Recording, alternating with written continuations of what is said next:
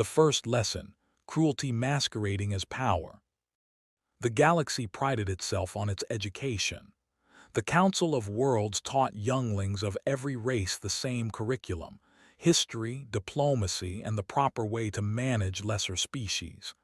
Humanity, new to the stars, was usually brought up in these lessons as a curiosity.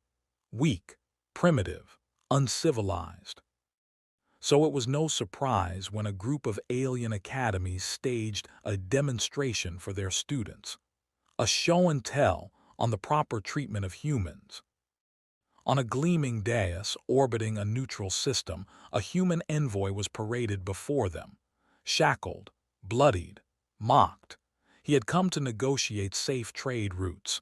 Instead, he was beaten before laughing alien youths. The instructor, a towering Vecure officer, raised his claws and declared, "Observe, young ones, this is how fragile humans truly are. Break their colonies, shatter their fleets, and they kneel. Weak creatures easily contained, easily erased." Behind him, hollows flickered, human colonies burning, a freighter convoy ambushed, families screaming as plasma fire consumed them. It was not only a lecture, it was a performance, a boast. The students roared with delight. The galaxy's children were being taught arrogance, and humanity was their chosen example. The mockery, a toy for the class. The alien youths wanted more than words. They demanded a final act, a symbol to seal the lesson. "Bring us the human's pet," one sneered. From a small carrier crate, a house cat was pulled out. A simple creature, black fur, amber eyes, tail flicking with disdain. It hissed and clawed at the alien handler, drawing blood. The classroom howled with laughter. "This," the Vecure officer proclaimed, holding the feline by its scruff, "is the essence of humanity. Small, insolent, useless. Even their beasts are weak. Watch closely. Today you learn not only dominance but extermination."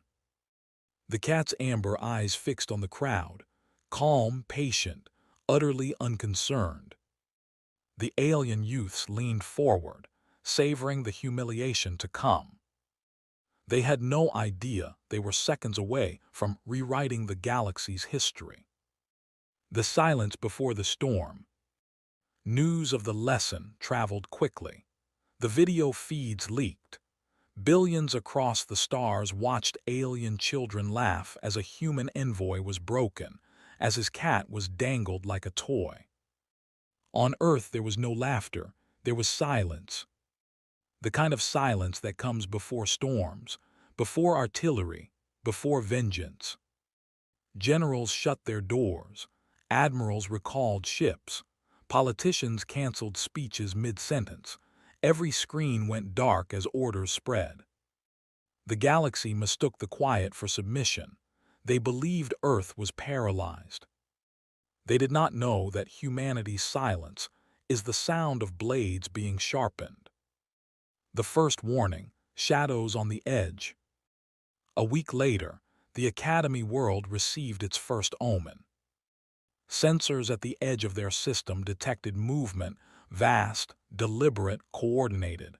Human signatures, fleets that should not exist, fleets the galaxy never believed Earth could build. The alien instructors dismissed it. Scare tactics, they scoffed, a feeble attempt to posture. But when the night skies of the Academy's capital filled with streaks of fire, silent human drones orbiting like vultures, the laughter stopped. On open comms, one human voice rang clear. "You paraded our envoy, you mocked his suffering, you threatened his companion. The galaxy watched, now the galaxy will learn." Static followed, then silence again. The alien students trembled in their seats. For the first time, they realized they had not witnessed a lesson. They had committed a provocation. The awakening of the arsenal. The galaxy had always believed humanity was fractured. Petty nations, disorganized politics, too divided to project power. They were wrong. From Luna's dry docks, dreadnoughts rose armored leviathans, each larger than a city. From Mars's hidden forges, ships cloaked in iron dust emerged, bristling with rail cannons. From the icy shadows of Titan, carriers drifted free, launching squadrons of fighters that burned like meteors. The solar system itself seemed to awaken, like a beast stirring from a long, careful hibernation. Every human fleet moved with precision. No boasting, no declarations, no drama, only grim purpose. The galaxy, watching from afar, began to whisper, "What else have they hidden?" The retaliation begins. The Academy world thought itself untouchable, guarded, remote, surrounded by fleets from allied species. Then the humans arrived. The attack was not wild rage, it was surgical vengeance. Human dreadnoughts dropped from FTL in perfect formation, eclipsing the Academy's twin suns. Cities were cast into shadow. Children looked up, expecting lessons, only to see their teachers' defenses dissolve in moments. Railguns fired. Kinetic slugs, each the size of skyscrapers, tore through orbital stations like paper. Plasma lances cut warships in half before they could even raise shields. And then the ground shook.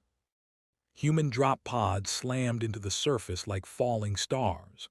Soldiers emerged, silent, faceless in their armor, moving like storms given flesh. The Academy's proud instructors, once laughing, now scrambled in terror. Their younglings screamed, no longer at the suffering of humans, but at the wrath they had summoned. The cat returns. In the chaos, the human envoy was freed, shackles cut, wounds tended. And the cat, forgotten in its crate, strolled calmly across the wreckage. Soldiers paused to let it pass. It leapt into the envoy's arms as if nothing had happened, purring, unconcerned, as dreadnoughts leveled cities and fleets burned in the skies. To the watching galaxy, that image was unforgettable. A simple house cat, serene in humanity's embrace, while alien civilizations crumbled. The galaxy realized something terrifying. If humans loved even their smallest creatures this fiercely, how could anyone hope to survive their vengeance? Retribution without end. The assault did not stop with the Academy. Humanity was not content with a single strike. They traced the supply lines, the allies who had cheered the spectacle, the fleets that had once applauded human weakness. One by one, systems fell. Human warships struck like lightning, annihilating fleets before distress calls could even leave orbit. Entire planets were disarmed, their proud rulers forced to kneel. When alien leaders begged for mercy, humans spoke the same cold words. You laughed at our envoy, you laughed at his companion. Now you will learn Earth does not forgive. In weeks, the coalition that mocked humanity was reduced to ruins, their worlds silenced, their fleets shattered. The galaxy had thought humanity too fragile to fight. Now, they whispered, perhaps humanity was too ruthless to survive. The aftermath, fear as a curriculum. When the last alien fleet was broken, the humans withdrew. They did not stay to occupy. They did not linger to boast. They left wreckage drifting in orbit, ashes where proud academies once stood, and silence heavy enough to choke the stars. The Council of Worlds rewrote its curriculum. Where once humanity was a footnote, now entire chapters were devoted to warnings. The first lesson every alien child learned was no longer about dominance. It was about survival, about patience, about never provoking the species that would turn a classroom into a battlefield. And in hushed tones, instructors added one final note. Remember the cat, for if they can unleash hell for such a creature, imagine what they would do for one another. The whispered law of the stars. In the end, the galaxy's survivors did not speak of battles or fleets. They spoke of silence. The silence before human retaliation. The silence of their cities, as dreadnoughts blotted out the suns. The silence after, when the stars themselves seemed to hold their breath. Whispers spread across every world. Never provoke Earth again. Their patience is vast, but their vengeance is infinite. And somewhere, on a quiet colony far from war, a small black cat curled up in its human's lap, purring as if nothing had ever happened, while entire civilizations trembled at the memory of its appearance.